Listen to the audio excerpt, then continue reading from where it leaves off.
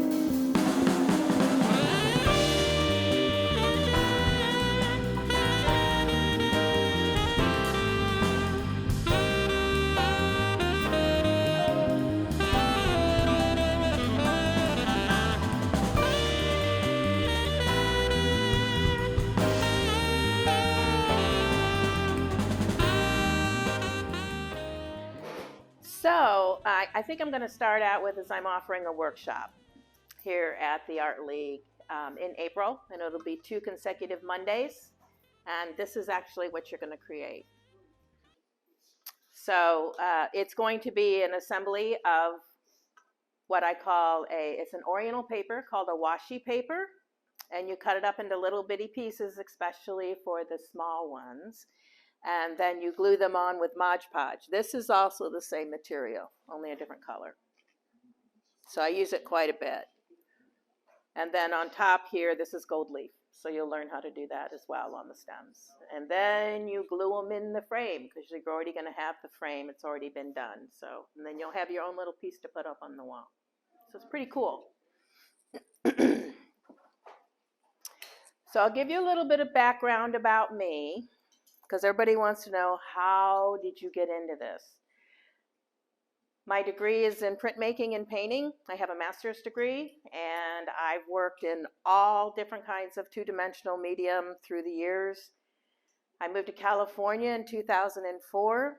I was a digital artist back then. I did digital collage assemblage pieces. They were quite large. And where I lived in California, it was a little bit more rural. It's not like LA or San Francisco, and it was not allowed in any gallery or any kind of cooperative or gallery organization. They didn't consider it an art form. So I had to switch mediums. And I went into painting for a while, but I worked at a library as a library artist. And I ended up reading an article in the newspaper about gourds, and I was like, this is interesting. Because when I was in school, I loved ceramics. I still do love ceramics, but I can't throw. I can't center, but I always loved the shapes.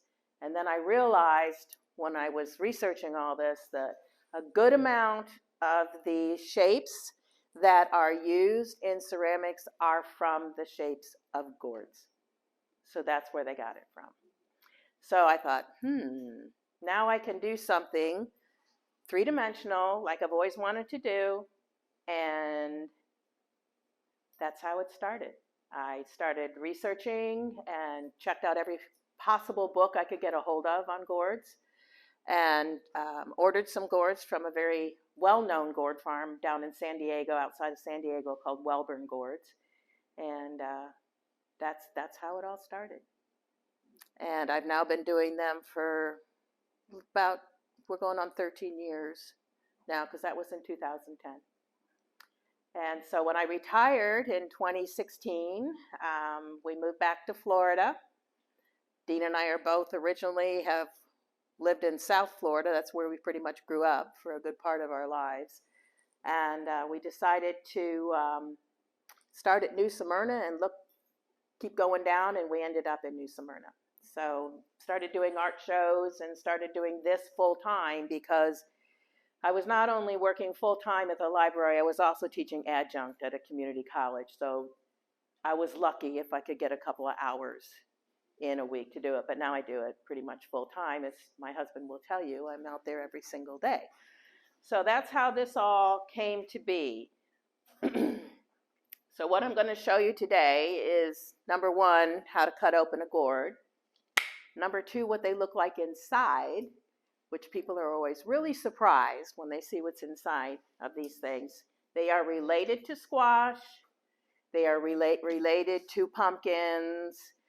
The deal is with these guys is when you grow them, you let the vine dry before you ever pick it. If you pick it before the vine dries, it will rot. Somebody knows this. Yeah, she said, yep. So then they have to sit out for like 6 or 7 months. You can leave them out in the yard, or you can put them in a drier area. Some people use barns or sheds or whatever, and just let them dry out. And this skin will peel off of it, the outer skin, and then it gets all moldy and it's really ugly. And about 7 months later, you can shake them. This is when you know they're ready to go. So I now buy, I would say 95% of my gourds clean. This is a clean gourd. To clean them, you have to soak them and use like one of those wire scrubbies, the aluminum scrubbies, and scrub it to get all of the crap off of it. When you open them up, the inside is nasty as well, as you will see. So then you have to take what we call as a sanding ball with a drill, and once you get the stuff that's loose outside, you have to go back in and get all the rest of it with this sanding bit on a drill. So what I use, on my bigger pieces, I use a much larger saw. But on my little guys, I use a little tiny saw. And I love it because it's so easy to hold on to, and then you just press that. So I have templates that I use to make the circle that I want to use, where I'm going to cut and draw that with the pencil, and then I will take an X-Acto knife, a number 11, and put it inside, make a cut so that I can actually get the saw blade in there. And now, before I even start this, you should be wearing, which I'm not going to do, but you should be wearing a dust mask, and you should be wearing, that's why they're here, you should be wearing safety glasses, especially if you're working on the big ones. Things will fly all over, but I'm pretty careful when I'm doing it with the demo. So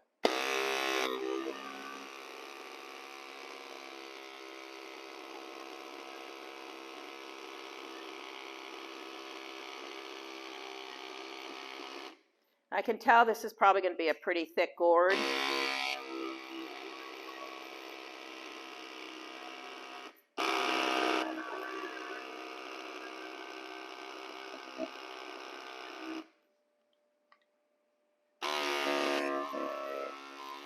Come on.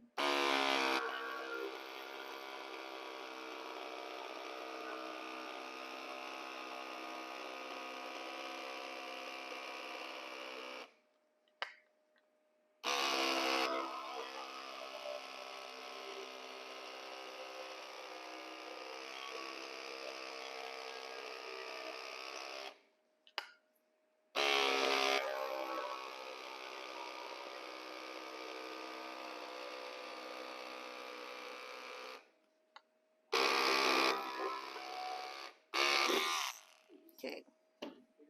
Scared you?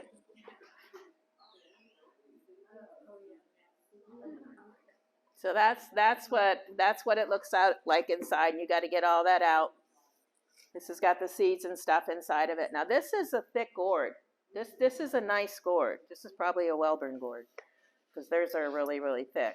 And a lot of what I do depends on how thick this is. If it's a really thin gourd and I start doing the filigree work, which is all the holes, it's more apt to get more compromised than they already are. Because as soon as you start doing stuff like drilling holes and cutting pieces out for weaving, the integrity, it starts to mess with that as far as how sturdy it is. So you have to be careful. The thin ones, you're going to have more cracking. But saying that, this is like a piece of ceramics, this is like a piece of wood or a piece of glass. You drop it, it's going to break, especially on this floor. It's going to go. It'll get a crack in it. So that's something to be aware of. So that's how you cut open a gourd. Pretty easy, actually. You gotta, yeah, Dean knows. It took me a while before I could do that, because he used to do all the cutting of the gourds in the beginning. Every piece that I do, I do thumbnail sketches of them. This actually is what happens so I make pieces out of this. I use everything. Even the gourd seeds. Some of these pieces on here that are up here will have beads that are actually made from the seeds that are inside. So I'm pretty frugal in what I do. So everything, draw everything out. And like I was saying with the filigree and the thickness of the gourd, they don't always turn out the way I actually start with a thumbnail sketch, because the thickness of the gourd is going to let me know whether or not I can do what I want it to do. So, but this is the starting point right here. Once I get it all cut and cleaned and all of that, I will whitewash them. And the reason I whitewash them is that if I just put the dyes that I use over this color, it's going to change the color. So I always whitewash them so that I can get these colors. And they're much brighter. So what I use is from Welborn Gourds. It's called, it's a Gourd Master dye. It's a heat set dye. And I did not bring my heat gun with me. I knew I forgot something. So I can't heat set stuff for you. It is, they don't tell you what it's made from. So you can't, they're real sneaky, these people. So I use that as the base coat on everything that I do. And this is another thing that's from them. It's a Formula 49. I don't know what's in it. I would like to know what's in it. And I add that so it turns into like a wash. You add these to your color, to your paint? This right here, it's, I would say it's kind of like using a glazing medium or something like that. So it becomes more transparent.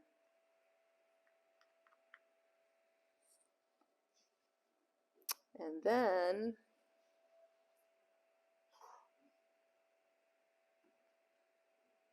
did you order these gourds from your California supplier or No. your local supplier? There is a festival in Melbourne, Florida, once a year. It's a Florida Gourd Festival. It's down off of O'Galley Boulevard, and there's 5 growers from 5 states. It's a big deal. And there's also classes there, and then there's other vendors there that sell materials for decorating the gourds, and the Gourd Master, they sell a lot of those as well. And that's where I buy my gourds, because the gourds that are like grown in Florida, Susan Watson Gourd, she's outside of Chiefland, Florida, towards Gainesville, Southwest. What she has, I use a lot of, but some of these other gourds, like this one, don't grow real good in Florida, because this one is from Arkansas. And then I have other ones that I don't have here, but they're like a ball at the end. They're called long-handled dipper gourd, and they go way, way up. And those are from a woman outside in North Carolina. And they don't grow. They may grow down here, but they're not as sturdy, and they're just not as nice. So different parts of the country has different types of gourds. And so having that access, there's growers from Georgia, North Carolina, Maryland, Arkansas, and Florida. So yeah, it's nice. So, and then I also purchased out of Arizona too. There's a place not too far outside of Phoenix that has real thick gourds as well. So I think it has something to do with the drier the climate, the thicker they are, because where Fallbrook is, not too far from San Diego, it's pretty dry there as well. So I'm kind of have a little bit of an issue here. So when I put the color on top of the white, it will mix with it. But I also use this color again, the transparent medium again, when I put color on a gourd. So are those paints made especially for gourds? Yeah. Or are they, okay, they look like alcohol ink, but they're not. They're not. Yeah, because I've worked with the alcohol inks, and I can't really, I think they work a little bit longer than the alcohol, plus you have to heat set them, and I don't think you have to do that with the alcohol. The work time with the alcohol was a little bit too fast for me. A lot of people do use alcohol inks on gourds, a lot of people. All right, so this color here that I'm going to put on is called Caribbean Blue, and it's a color that I use a lot of. Let's see what.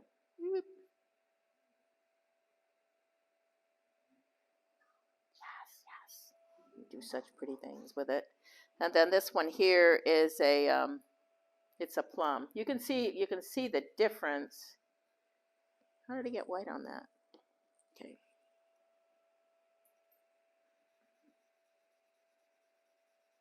So that's the plum on that. And then if I come over here, the color, you can play around with them. And you get that. Is the base dry? Right now it's not because I didn't bring my heat gun. So, but I will say that when I do, even when I use the heat gun and I come back over them, the white will still pick up some. There's still a little bit of a transfer. But the colors are much more, are much brighter when I use the white underneath. Well, you can see like right here to that. I mean, there's a huge difference between them. So the Caribbean blue is, let me see. This is it. And I don't know if I have any of the purple here. Because the purple, the plum is kind of a new color. Ah, here it is. Yeah, there it is. What I usually do after everything has been heat set, I will come back into it. And this is a technique that I started using. My husband actually found it on YouTube. It's a Miriam Joy video that she does, but she doesn't do it the way I do it because I put it on top of color. She just puts it on the gourd.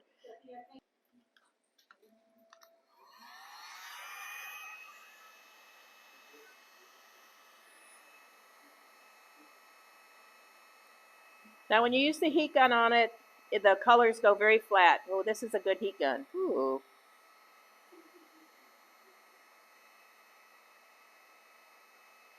Because a hairdryer won't do it.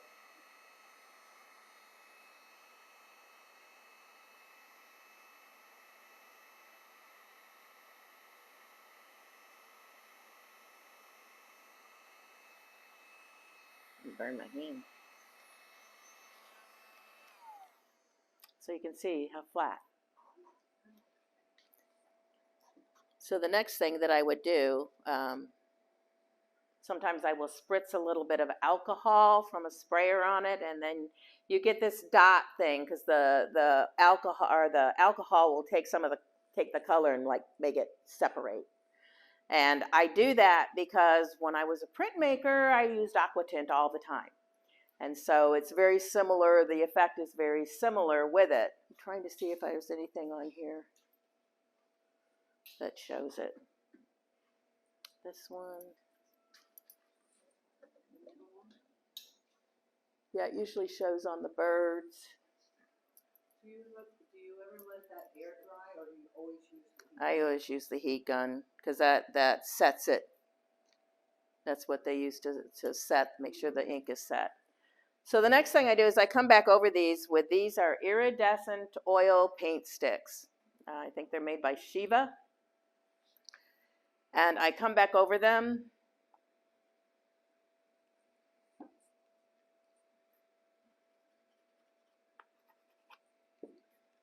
And I will rub it in. I am not putting on gloves, but it's recommended to use gloves because you will leave fingerprints if you don't.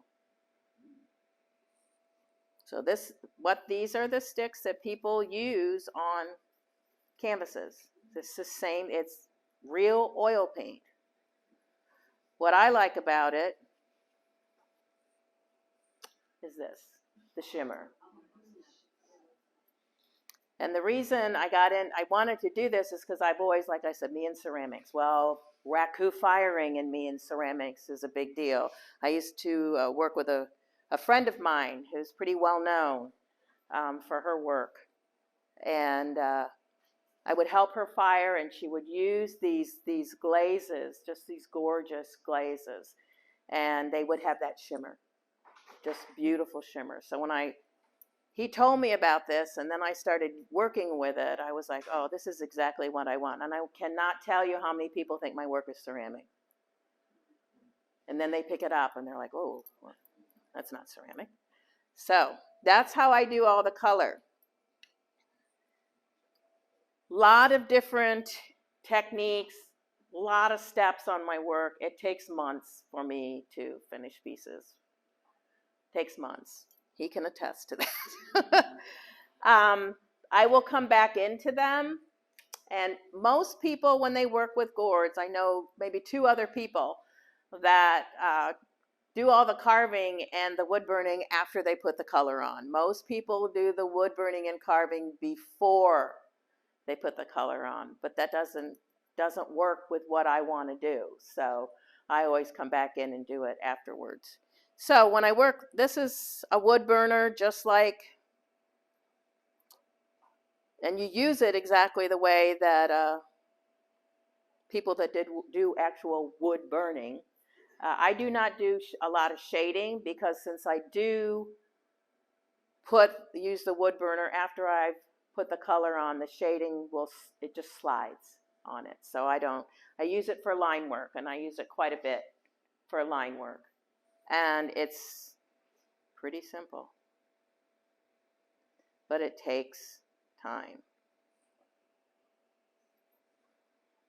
And you need to be wearing heavy gloves.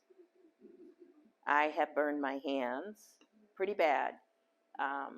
Today it's not that big of a deal, but when you're doing about 20 pieces, it's a big deal. And I wear welding gloves, thanks to him. And in them, there is also, when you do sewing, there's those rubber tips you can put on your hands. They're in there. It's a second protection for my finger. I really burned my hand really bad one time. And that's when I learned my lesson about these guys. So it's just, you have to have patience. It takes time. So that's your black lines. Now what I will usually do before I do any line work is I draw on my pieces with, it's a Stabilo pencil. It's used a lot of times for cutting glass, and that's how I found it. So you could draw lines on your glass and know exactly where to cut. I was a 2-dimensional artist. I did all my own framing, so I had to learn how to do that. Works really good on the gourds. You just don't want to leave it on too long, or it will actually take off the color. I don't know why.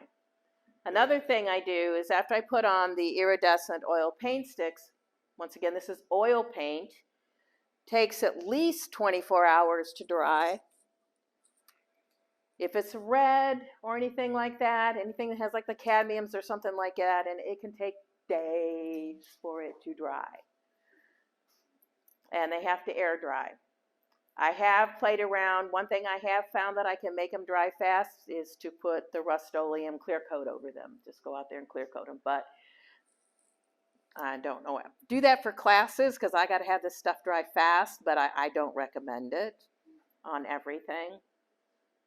So I will draw where I want my lines and where I want for carving and for wood burning. I will, like for here, I'll put a circle, like a half circle, and say that's the pattern I want in there. And I do get all of that done. Before I do start doing the wood burning, I put 3 coats of Mop and Glow on my pieces. And that is because the oil paint sticks like gold leafing, and they will just suck it up whether I have adhesive on there or not. It will go over the whole gourd. So I have to get the stickiness, put some kind of barrier, and the best thing I found was Mop and Glow. I used to do mosaics, and we used the Mop and Glow on mosaics, and I just kind of thought, well, maybe that'll work. When you finish the mosaics, you usually put the Mop and Glow on to bring the shine up on the tiles. So that's how that got started. Turn that off. Come on. So once that's all done, and I do the wood burning, sometimes I do the wood burning first, sometimes I do the carving first. But the carving, this is a rotary carver. Some people use the Dremels with a flexible shaft. I do use the Dremel with a flexible shaft when I'm doing cleaning of small gourds and for just basic line work. But mostly I use this. This is like working with a pencil. It's very lightweight, and it has different speeds. It's a lot easier to maneuver than the Dremel as far as the speeds go. What is that called again? It's a rotary carver. So what I'll usually do is I come in and I do the basic line just to get it in, and I'll do everything. All the pieces I have, I'll put all the line in. And then after I get all that done, I come back in and I make a deeper line. It's also how I can make all the, because I have different size bits. These are all the bits that I use for cleaning, filigree, all that kind of stuff. This is for the dots. I make dots for my beads. Every single bead has a dot. And I use a lot of circles within my pieces. So this is a tool that I use a lot. Do you use that tool to make the big holes with the big carving? I have different size ball bits, yeah. Now, when I do the filigree, I use a special bit,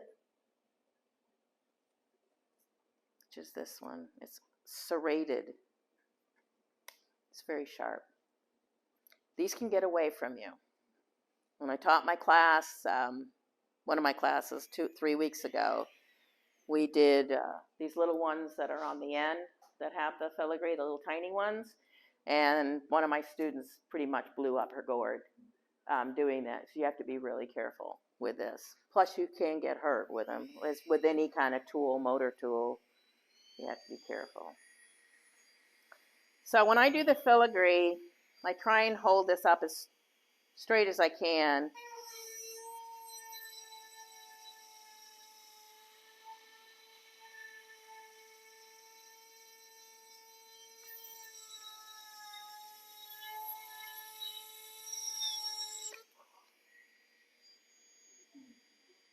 And I do them all different sizes.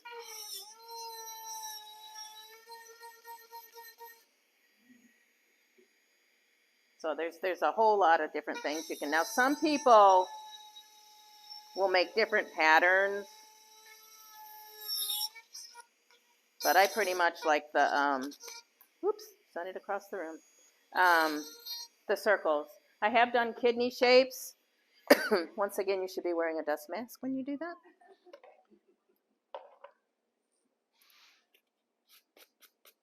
And then when I get back to the point of doing finishing, I'll come back in with something like this and go around the inside and smooth it out. Because you'll get these little edges like where it begins and where it ends. So you need to smooth that out.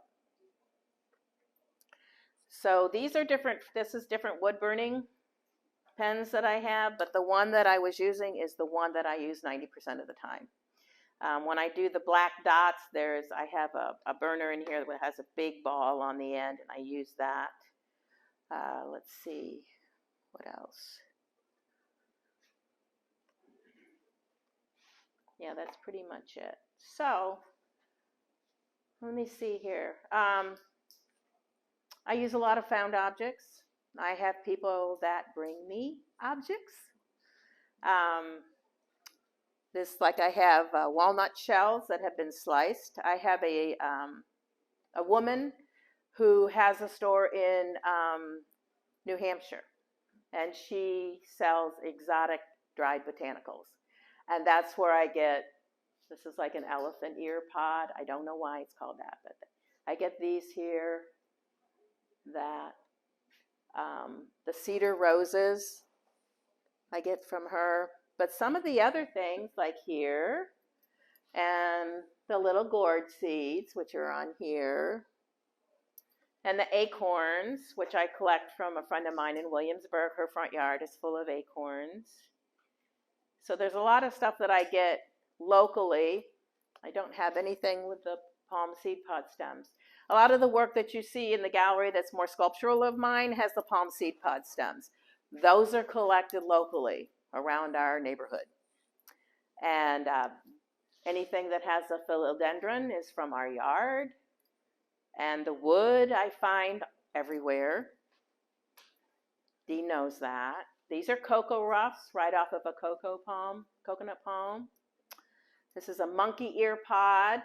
I've been told that they are Florida. I have not seen them. I've been told about them, but I have not found them. Pine needles. And these are dyed. I did not dye them myself, but these are dyed. You can dye them all different colors. How do you integrate the different materials? Is it just glue or? This is sewn on with a slip stitch. You have to soak these. Anything like this, the palm seed pod stems, the pine needles, philodendron, anything that you're going to work around the rim, you're going to have to soak so that it becomes more pliable. Let's see, this is paper rush that's just slip stitched on, and it comes in different colors. How do you get the effect of weaving? I cut rectangles out of my gourds. I don't know if you can see it. There's like a 1-inch slice.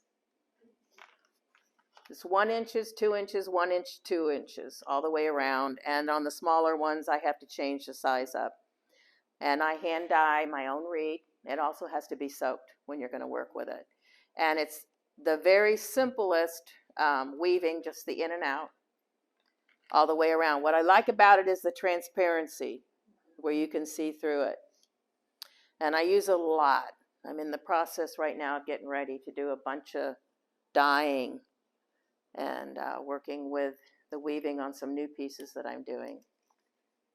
Excuse me. These you get with one of the bits, right? With the holes. The holes, I mean, not the holes, the lines.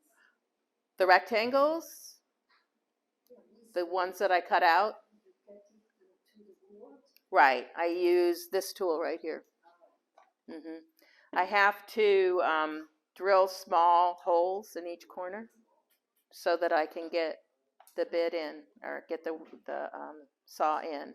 And then I go all the way around, then I come back in and sand it so it's all smooth. This piece here, there was an exhibition with the Florida Women's Art Association at the Daytona News Journal, and they wanted us to use newspaper. So this is newspaper, not from the Daytona News Journal, because we couldn't get a Daytona News Journal paper because there's no newsprint. So that was the weirdest thing. So anyway, I did this piece, and then I put the iridescent oil paint sticks over the top of it, which tinted the newspaper. And so I really kind of like that, and I have offered a class doing this when I was down at the Florida Gourd Festival. Once again, we have the gourd seeds, and I collect beads. And these are little elephants on here. After I've got all of the painting done, everything cut out for weaving, all of that, I clear coat them. And before I do that, I put all these little dimples, as we call them, in there. Clear coat them, let them dry, and then come back in with seed beads. And I use this right here. Nope, that's not it. This one here. This is a diamond glaze. Is anybody familiar with this? Costuming. What do you do with it? It's what I use something similar to this. So I have a real small hole, and I put a little dot of glue in there, and then I put a seed bead in it. And then once that is dry, I come back with about a 60-40 solution of water. And so it's 40% water, 60% of the glue, and I come over the whole top of it. And what it does is it seals it even more. It also makes it shimmer. It makes the beads sparkle more. And I found out about this because I was using this, which is really not good. This is super glue, and it's just, I mean, look, you see how many beads I put in things. So I was on the American Gourd Society Facebook page, and I put that out there, and this woman told me about this, and this is what they adhere sequins to in costuming. Really neat product, water-based, no fumes, no nothing. You can get it on Amazon.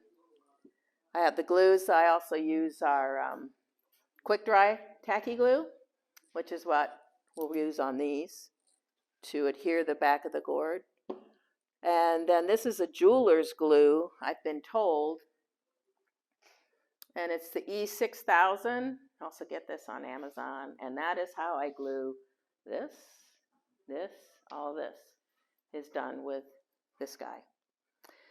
I use the super glue for getting the legs in when I first put them in to the way I want them, because it's quick dry. Get them positioned the way I want them with the super glue, and then I come back in with quick wood, which I didn't bring any of that, but it's an epoxy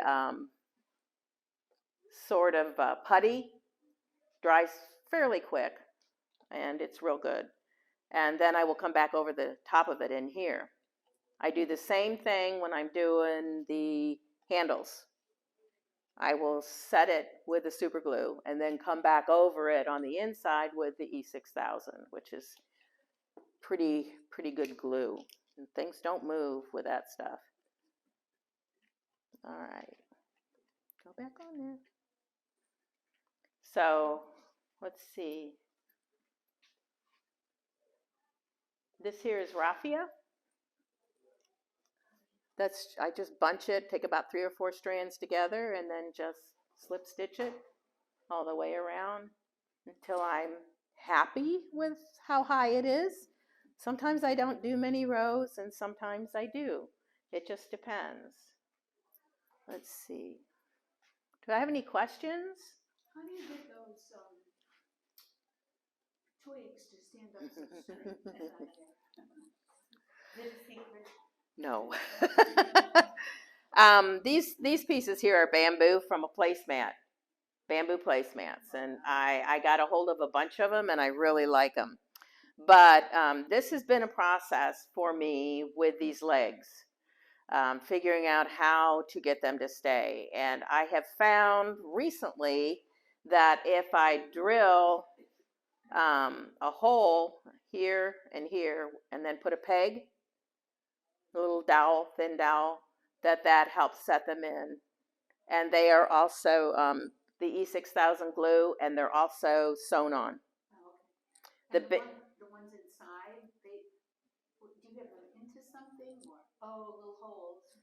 Yeah, I drill little holes, I super glue them in so they'll stand up, and then I come back in with a 2-part epoxy to seal them in, and it looks almost like there's water inside.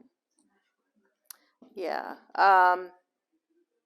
These, when I do the pictures or any other pieces with handles on them, these are the parts of the gourd that I cut off when I do the teapots. This is a curly handled dipper gourd, I think is what it's called. And this one, it kind of went up like that. So I cut a lot off of it, because this really goes like that. That's how the gourd grows. And then, like I said, I don't throw anything away. So I read the ones that will work, I will repurpose them to put them in for a handle. Yeah, it's another gourd.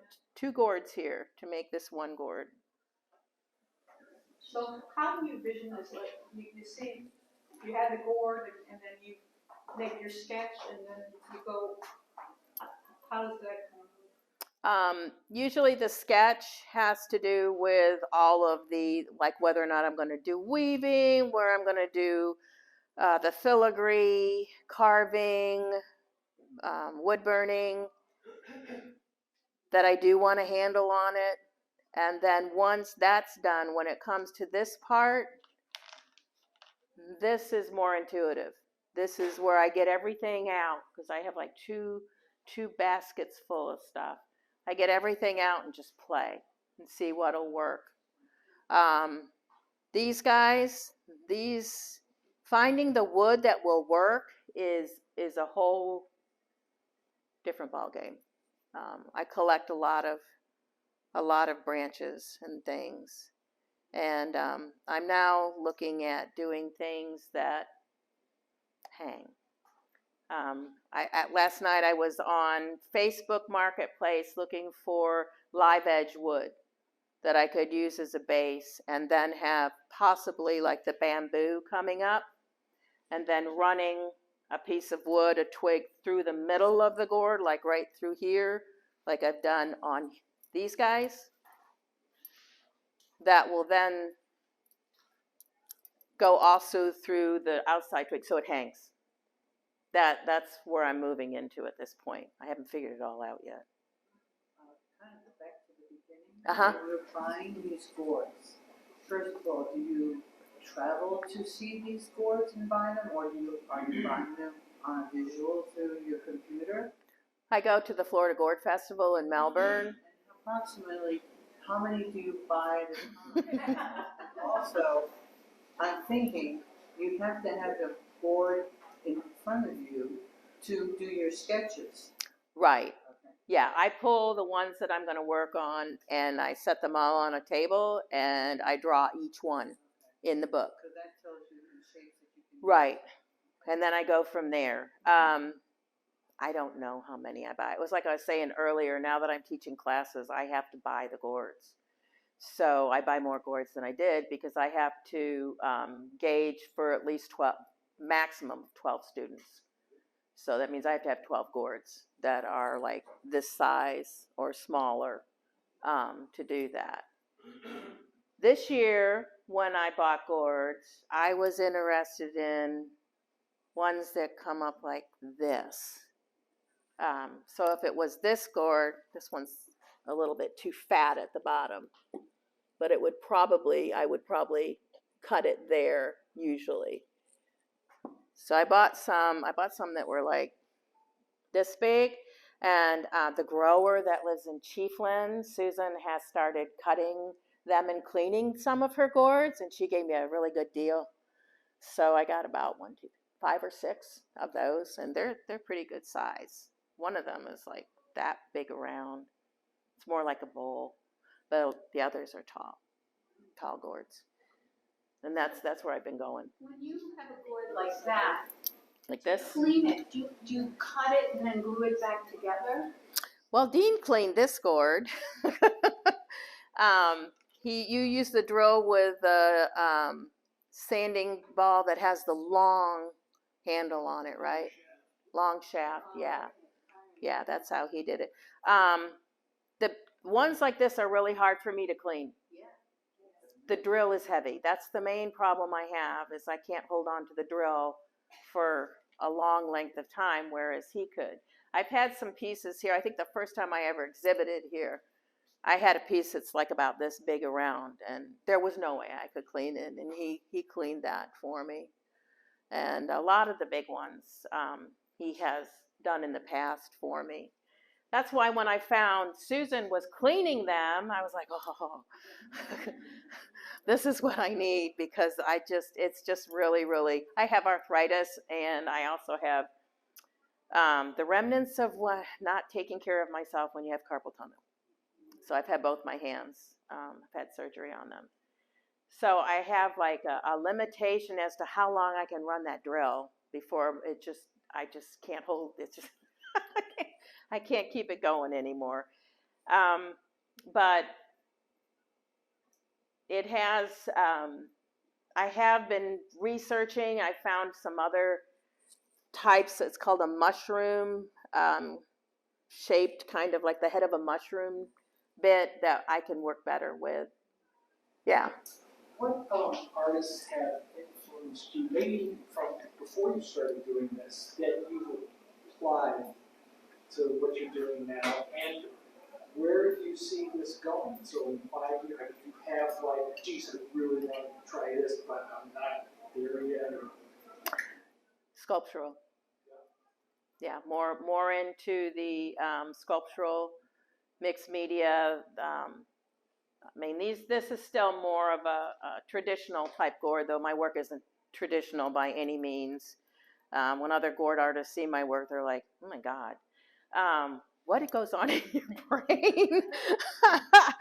But the pieces that I show here are where I'm moving more into.